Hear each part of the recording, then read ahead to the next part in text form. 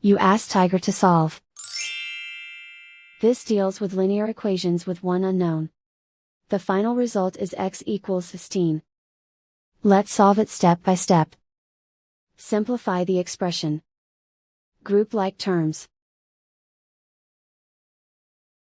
Simplify the arithmetic. Group all constants on the right side of the equation. Add 12 to both sides. Simplify the arithmetic.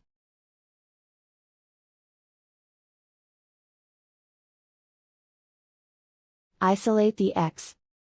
Divide both sides by 12. Simplify the fraction. Find the greatest common factor of the numerator and denominator. Factor out and cancel the greatest common factor. And so the final result is x equals 16.